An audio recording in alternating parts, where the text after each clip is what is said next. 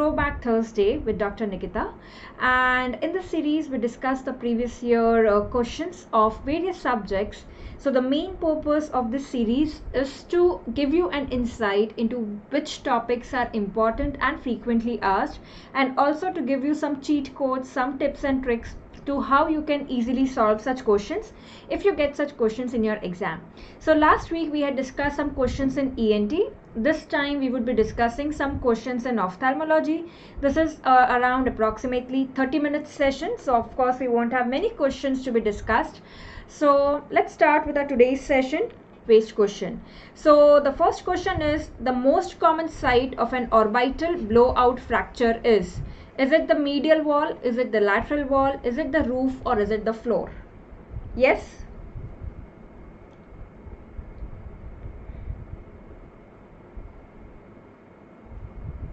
Alright, fracture floor of orbit. So if this is the orbit, the right and the left, you have a fracture in the floor that is called as blowout fracture. Can someone tell me what is the radiological sign that was asked in recent NEET exam? What is the radiological sign of blowout fracture? Yes, what is the radiological sign of blowout fracture? What do we see? Okay, very good. Chandan says hanging drop sign or teardrop sign. Absolutely right. It is called as teardrop sign. Absolutely right. I'll show you an image so that you get a visual memory of it. So this is the wall, that is the floor of the orbit, and through that fracture in the floor of the orbit you see something, the soft tissue herniating out. So that is a teardrop sign. So through the fracture in the floor you have the soft tissue muscle herniating out. That is what you see here as well. Look at this, compare this part of the floor and compare this part of the fracture of the orbit, and it involves the inferior wall or the floor of the orbit. Alright, so it was asked in the recent NEET exam, and that is why it is important to know this. Similarly, can someone tell me, since we are at teardrop,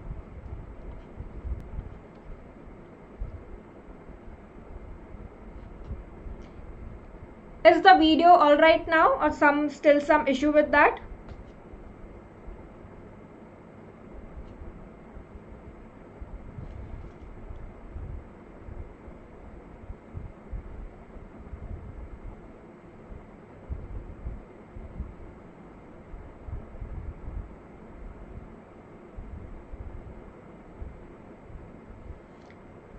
Is the video okay now?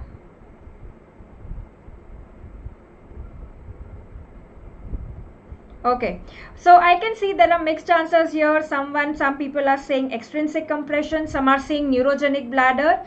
Please do not get confused between the two. I think you need to clear your doubts here, since we had discussed both of these together. Teardrop is appearance like this, right? So from the round bladder, because of the compression, so the bladder is getting compressed, and that is why it gets teardrop appearance. So that is why it is seen in extrinsic compression. So any pelvic space occupying lesion, be it pelvic hematoma, abscess, lipomatosis, pelvic lymph nodes, pelvic vessel aneurysm, all of these can cause that. Please remember that the appearance that you see in neurogenic bladder, the appearance which we see in neurogenic bladder is not a teardrop bladder. What is the appearance that we see in neurogenic bladder? In neurogenic bladder, we see Christmas tree or fir tree or pine tree appearance. All of them mean the same thing. I mentioned this in the recent session.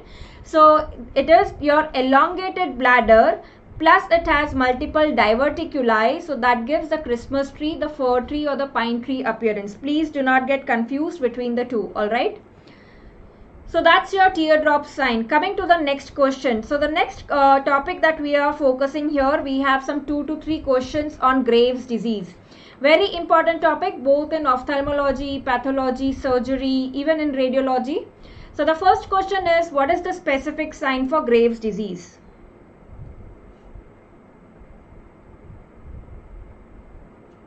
What is the specific sign for Graves' disease? Yes?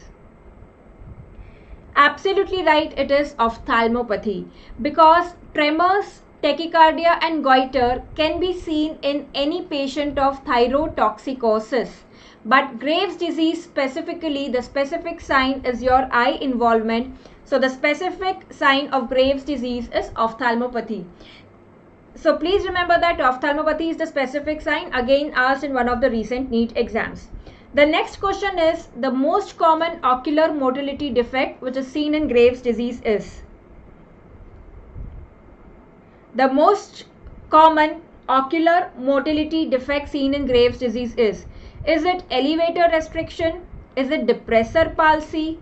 Is it adductor palsy? Or is it elevation palsy? What is it? Yes, let me see. Okay, so I'm getting mixed answers here. Some people are saying elevator restriction. We have people saying B and C as well. Yes, the correct answer is A. Now, this is a very conceptual question. There's nothing to mug up in this.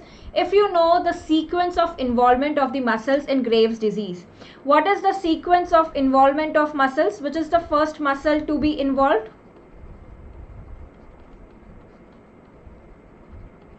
Which is the first muscle to be involved in Graves' disease? Which is the first extraocular muscle to be involved? Yes?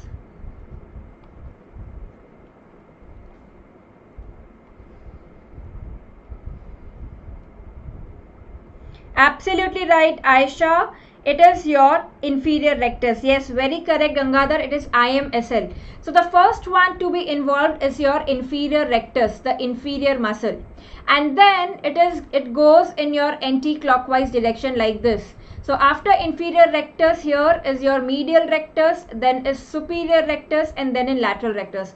So just remember, the first one is inferior and then go medially. So you have medial rectus, then superior rectus, then lateral rectus, right? So you have inferior rectus, then go medially, medial rectus, then superior and lateral rectus. All right. So it is inferior rectus, then medial rectus, then superior rectus, and then lateral rectus. So the first muscle to be involved is your inferior rectus. Now, what happens to the muscles pathologically? What happens to the muscles in your Graves' disease? So first there is inflammation, and finally in the chronic stages the muscles undergo fibrosis. So basically your inferior rectus is undergoing fibrosis, alright. So your inferior rectus muscle is undergoing fibrosis, so it is not relaxing. Okay, so that is why inferior rectus is in a persistent contraction state, you can say, and therefore it will not allow elevation. The action of inferior rectus muscle, I hope all of you know that inferior rectus, it depresses, right? The primary action, it is depression. I'll come to the action of extraocular muscles, and that is why it keeps your eye depressed. So what is the most common motility? It's your elevator restriction. It does not allow elevation, because for elevation your opposite muscle, that is inferior rectus, which causes depression, it should get relaxed. So that is why the first one is elevator restriction. So now if the question is, if in AIIMS you get a question, arrange in the sequence which are the movements that are affected. So first would be your elevation restriction, right? What do you think would be the next? Would it be adduction restriction or would it be abduction restriction? If the second muscle is medial rectus, then what will come after elevation restriction?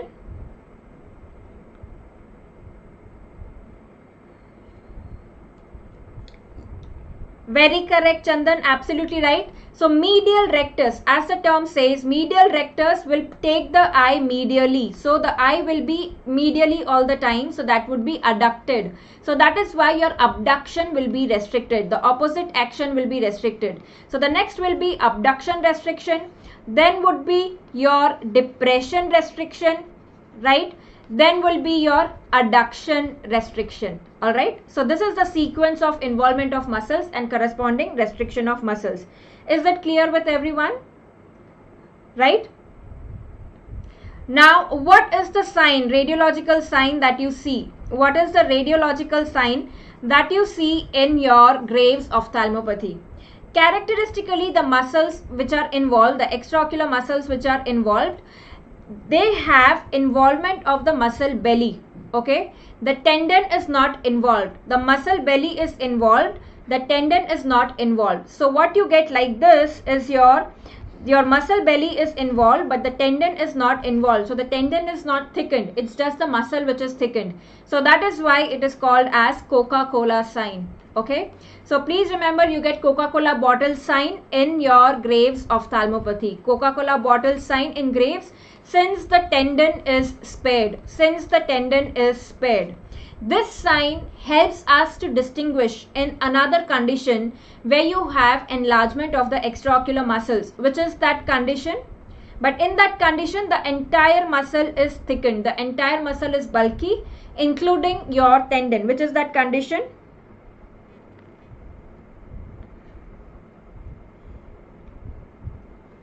Yes, remember that orbital pseudotumor. Orbital pseudotumor. Orbital pseudotumor has enlargement of extraocular muscles, and in that even the tendon is involved. The belly and tendon both are involved in orbital pseudotumor while they are spared in Graves ophthalmopathy. Very, very important radiological sign to identify your Graves ophthalmopathy. Alright. Dr. Happiness, I already explained that your inferior rectus action is depression. Alright. And it's the first muscle to be affected in Graves. But what happens in Graves is there is fibrosis of the muscle. So when I say fibrosis of the muscle, that means that muscle is in a contracted state. Okay, the muscle is not relaxing. So your inferior rectus is persistently contracted. That means it is causing depression all the time. So that is why the eye is depressed all the time. So it is not getting elevated. That is why there is elevation restriction. Alright. Can someone tell me the drug which is recently approved for thyroid eye disease, that for the treatment of thyroid eye disease in adults, which is the monoclonal antibody which has been recently approved? Anyone? Which is the monoclonal antibody which has been approved for thyroid eye disease? That is the first drug to be approved for thyroid eye disease in adults. Which is that monoclonal antibody? Yes?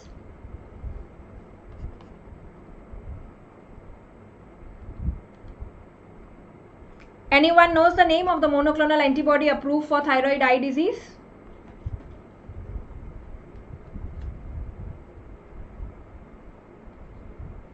So that monoclonal antibody is teprotumumab. Can be asked again in your AIIMS exam. So please remember this. Teprotu. It's not omalizumab. It's not omalizumab. It is your teprotumumab. Okay. So to remember this, the trick to remember this monoclonal antibody is TE. Remember, it is for thyroid eye disease. Okay.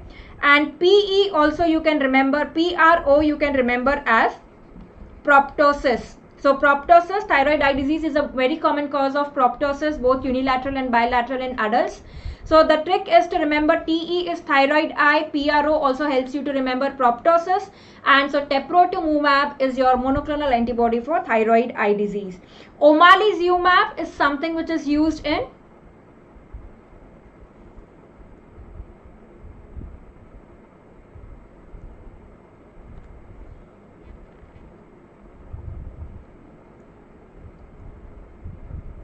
omalizumab. Yes, it is used in asthma. I hope all of you know the mnemonic for that, how to remember. Do not get confused. Omalizumab is your MA, tells you that it is against mast cells. Okay, it is against mast cells. And mast cells are involved in the pathology of asthma. So please remember that omalizumab, mast cells, it is used in asthma. Alright? Yes. Now coming to the next question. Now eye signs of Graves ophthalmopathy again is an important topic. The question is, what is the most common clinical feature of Graves ophthalmopathy? Is it Dalrymple sign? Is it exophthalmos? Is it von Graffi's sign? Or is it Mobius sign? Yes? The most common clinical feature of Graves ophthalmopathy, if you have been to medicine OPD or even surgery OPD, you would see that this is the first thing that comes to your notice. When the patient walks into the OPD, this is the first sign that you will see. Again, mixed answers here. Someone saying exophthalmos, someone saying Dalrymple's, mixed answers coming here. Okay guys, so you see you need to practice previous year questions. These are all your previous year questions. So first of all, let us see what are these signs. Maybe then we will be able to answer this. Alright. No, it's not exophthalmos. The answer is Dalrymple's sign. It is Dalrymple's sign. Now what is Dalrymple's sign in Graves' ophthalmopathy? The answer is Dalrymple's sign. What is Dalrymple's sign? Easy to remember. Dalrymple's LR is your lid retraction. Okay, that is your lid retraction. Exophthalmos is exophthalmos. What is von Graeff's sign? What is von Graeff's sign? Is it upper lid eye lag when the patient sees down, or is it lower lid lag when the patient sees up? What is the von Graeff's sign? Asta lid lag is not Dalrymple's. Dalrymple's is lid retraction. So you will see it as the patient walks into the OPD. It's not lid lag, it is lid retraction. So you have signs for lid lag. The signs for lid lag are, yes, absolutely 1, 2, 3 Siva. The lid lag is different from lid retraction. Lid retraction, you will see SI, matlab the upper lid is retracted. Lid lag is when you elicit when either the patient sees down or when the patient sees up. Okay. Absolutely right, Abhinaya. It is the upper lid lagging when the patient looks down. So there are two lid lag signs. Okay. They both start with G. So you can remember lid lag is G. So one is your Graeff's sign, that is von Graeff's sign, and one is your Griffith sign. Okay, one is your Griffith sign and one is your von Graeff's sign. So von Graeff's sign is when the patient looks down. Griffith sign is when the patient looks up. So obviously when the patient looks down, it's your upper lid which lags. So there is upper lid lag in von Graeff's. When the patient looks up, it is your lower lid which lags. So that is called as Griffith sign. Alright. So remember von Graeff's and von Griffith. Graeff's GRA comes before GRI. First the patient looks down and then the patient looks up. To remember this, you can remember as when someone is in grief. Okay. When someone is in grief, we look down when we are in grief. Okay. When we are sad or when we are in grief. So that tells you grief. That is your Graeff's sign. Okay, so when the patient looks down, there is upper lid lag. Then comes Griffith. So when the grief is gone, the patient looks up and then comes Griffith. So after Graeff's come Griffith. So when the patient looks up, there is lower lid lag. Alright. Now what is Mobius sign? What is Mobius sign? Anyone? So the easy way, the mnemonic to remember your Mobius sign is, okay, Mobius, the first 3 alphabets tell you that meeting of eyeballs is restricted. Your meeting of eyeballs is restricted. So if these are the eyeballs, they cannot meet. That means they cannot come together. And meeting of eyeballs is nothing but convergence. Okay, it is convergence. So convergence is restricted. So there is absence or restriction of convergence. That is your Mobius sign. Is that clear? Okay. So I hope now you get that Dalrymple's, that is lid retraction, which is the most, the most common clinical feature of Graves' ophthalmopathy. Okay. So lid retraction is your Dalrymple's, that is LR is the most common clinical feature. Von Graeff's is grief mein you look down, so upper eyelid lag. Mobius is convergence, meeting of eyeballs is restricted. Coming to the next question, infrequent blinking seen in Graves' ophthalmopathy is also known as Mobius sign, von Graeff's sign, Stilwell sign or Dalrymple sign. Someone had mentioned here, yes, Moluguru Bhavani, Stilwell sign. Yes, infrequent blinking seen in Graves' ophthalmopathy is also known as. Now we already know that Mobius is absence of convergence. Von Graeff's is upper lid lag when the patient sees down. Dalrymple is lid retraction. So by ruling out the options also, you can say that the answer is Stilwell sign. So start ruling out the options, you'll get the answer. So the mnemonic to remember Stilwell sign is, what is Stilwell sign? As it says, it is infrequent blinking. So the blinking is decreased. So remember that your eye is still. Okay. eye is still in still walk sign. Okay, so the eye is still, so the eye is not blinking. So still walk sign is infrequent blinking. I hope these mnemonics will help you to remember the various eye signs of Graves' ophthalmopathy. All right. Coming to the next question here in our today's discussion. All of the following are true about oculomotor nerve palsy except is that ptosis, mid-dilated pupil, loss of light reflex or lateral and upward gaze. All of the following are true. Your extraocular muscle movement and nerve palsies is extremely important for your any exam. Please master this topic. It is very, very important.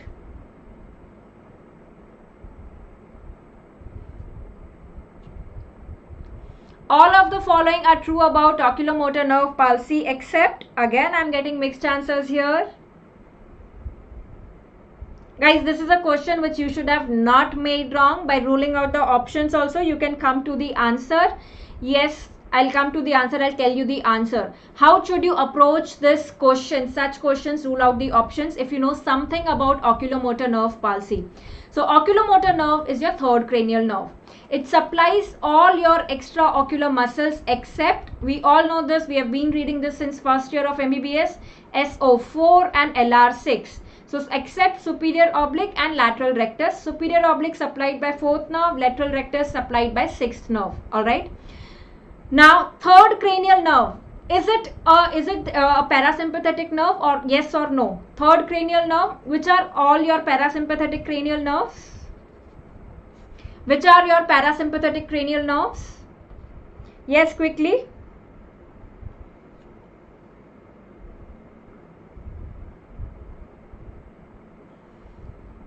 The parasympathetic cranial nerves are 3, 7, 9, 10. Please remember this. It's extremely important. So all these nerves which are parasympathetic cranial nerves come in your which cranial nerve functional column? Do they come in your general somatic efferent, special visceral efferent, general visceral efferent, general visceral afferent? Where do they come? Yes, let's go back to anatomy. I'm sure all of you have read anatomy. Very good, Meena Devi. Very good, Kandanur. 3, 7, 9, 10. I've mentioned this before as well. These parasympathetic cranial nerves, they are included in which functional column? Very good. It is your general visceral efferent. We all know that viscera are supplied by parasympathetic system. So remember that parasympathetic is your general visceral efferent. Alright. General visceral efferent. Okay. No, Roshan Mohanty, remember that special visceral efferent are your nerves of branchial arches. Your branchial arches nerve come in your special visceral efferent. So 5, 7, 9, 10 and even cranial nerve 11 in the nucleus ambiguous, that comes in your special visceral efferent. General visceral efferent is parasympathetic. Please remember this, extremely important. So since your oculomotor nerve is parasympathetic nerve, so since it is parasympathetic, will it cause miosis, constriction of the pupil or dilatation of the pupil? Will it cause mydriasis? Again, we have recently discussed that suppose when you see a lion, which is the best example of sympathetic system overactivation, your eye becomes big, right? Eye becomes big. So you have mydriasis in sympathetic, so parasympathetic will cause miosis, that is constriction of the pupil. So if there is third cranial nerve palsy, obviously there will be dilatation of the pupil. That is why your option B is correct. So in oculomotor nerve palsy, yes, mid-dilated pupil is seen. Now, oculomotor nerve palsy supplies all extraocular muscles, plus it supplies your levator palpebrae superioris. Levator palpebrae, that is superioris, means your upper eyelid muscle, and that is elevating the upper eyelid. So when your third cranial nerve is paralyzed, so that is why you will see ptosis. So ptosis is a very, very important feature sign to be seen in third cranial nerve palsy. Extremely important. Loss of light reflex, yes, because when you put a torch of light, so it is carried by the second nerve, but then the response, which is the constriction of pupil, as we said, parasympathetic, Edinger-Westphal nucleus, so you have third cranial nerve. So your light reflex basically tests which cranial nerves? It is the testing for second and third cranial nerves both. Second is afferent, third is efferent. So there will be loss of light reflex also. So automatically you know that option A, B, C are correct. So D will not be seen in oculomotor nerve palsy. Why? Because in oculomotor nerve palsy, as I said, all your extraocular muscles will be paralyzed except superior oblique muscle and lateral rectus muscle. Now for this, you should know the functions of the extraocular muscles. Let us see the functions of extraocular muscles. Very quickly, what is the primary action, secondary action and tertiary action? For this, let me tell you the mnemonic first.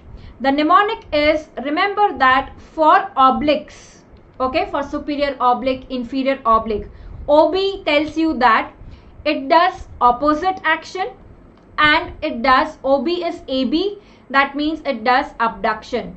OB tells you it's OP, that is opposite action.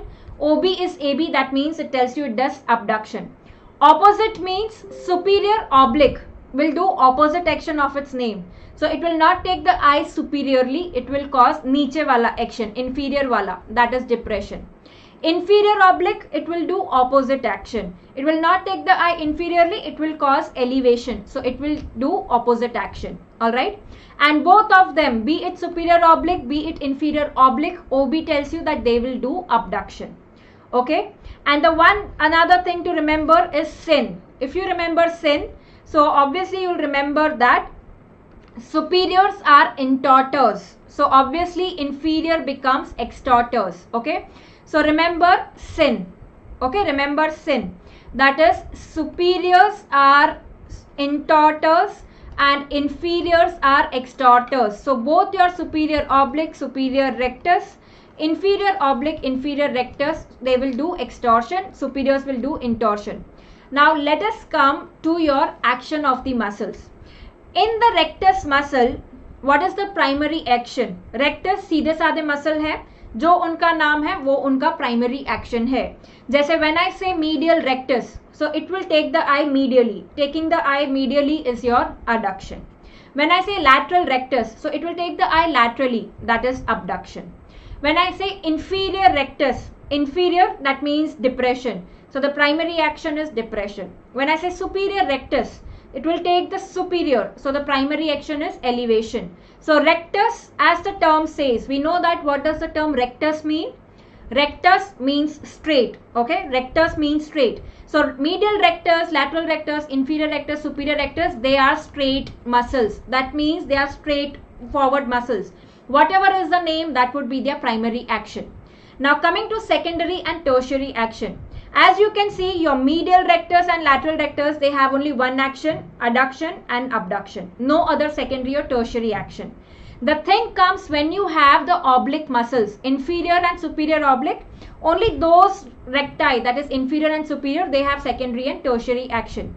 We have already seen the mnemonic. Inferior, for your oblique muscles, the primary action is what has not been taken by rectus. So it is extortion and intorsion, because that is not being taken by rectus, right? Now inferiors are extorters. So that is why the primary action of inferior oblique is extortion. Superiors are intorters, sin. So that is why superior oblique intorsion is the primary action. I hope all of you are clear with primary action. Now coming to your secondary action. Okay, secondary action is your extortion, intorsion, elevation and depression. That is what we'll see now. Now inferiors are extorters. So inferior rectus, secondary action is extortion. Superior rectus, primary action is already elevation. So the another one, superiors are intorters, that would be the secondary action. Opposite happens with obliques. Inferior oblique, opposite action. So elevation is the secondary action. Superior oblique, opposite action. So depression is the secondary action. In the tertiary actions, you have adduction and abduction. Remember that whatever is in primary for medial and lateral, that comes in the tertiary of the superior and inferior muscles. And we said that for obliques, they are abductors. So superior oblique abduction, inferior oblique abduction, and recti, they are adductors. If obliques are abductors, recti are adductors. So you have inferior and superior rectors which cause adduction. Okay, just to clear out the confusion, okay, let us quickly revise the actions of extraocular muscles. If you know this table, many of your questions are solved here. Okay, this is extremely easy. Remember it this way and you will never forget. So you have recti muscles, you have oblique muscles. Recti, as the term says, they are straight muscles. So the actions will be according to the name. So medial rectus takes the eye medially. So primary action, adduction. Lateral rectus takes the eye laterally. So primary action, abduction. These two muscles, there are no secondary or tertiary action, only one action. The confusion comes when you have superior and inferior, both recti and obliques. So when I say about your superior rectus, inferior rectus, superior oblique, inferior oblique, primary action, secondary action, tertiary action. Superior rectus, as the name goes, it's a rectus straightforward, so it will have superior action, that is elevation. Inferior rectus, that is depression, inferiorly. Alright. Superior oblique. Obliques, the primary action is intorsion and extorsion. And we said that sin, that is superiors, are intorters. So superior oblique will cause intorsion, inferior will cause extorsion. This is clear.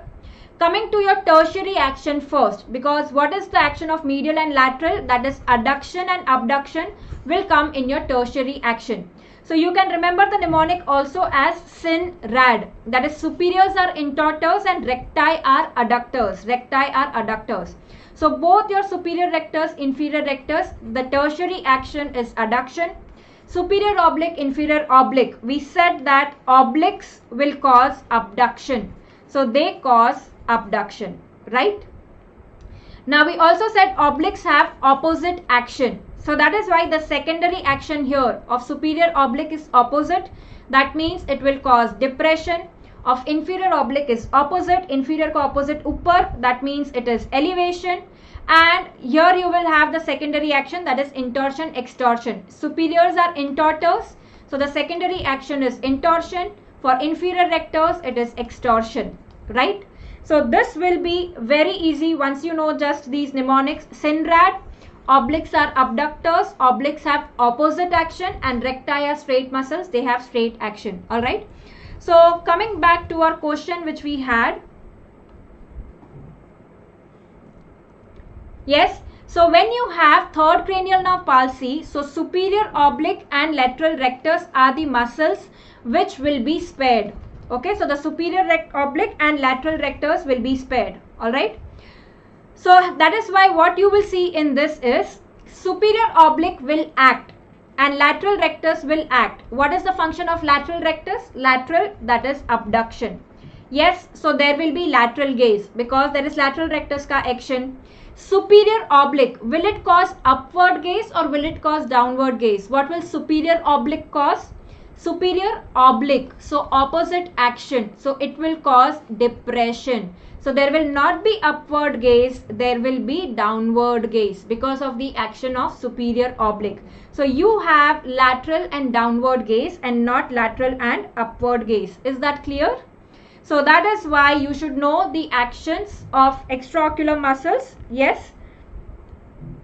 Okay. So the incorrect one is lateral and upward gaze is not there. It is lateral and downward gaze which is there.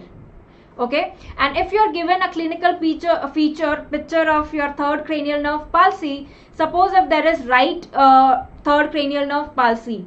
So in the primary gaze, what you will see is the left eye will be here in the center. The right eye, because of the action of lateral rectus, unopposed action, because medial rectus is gone. So the eye will be here, it will be abducted. Okay, so the eye will be abducted in your third cranial nerve palsy. Okay. Is that clear?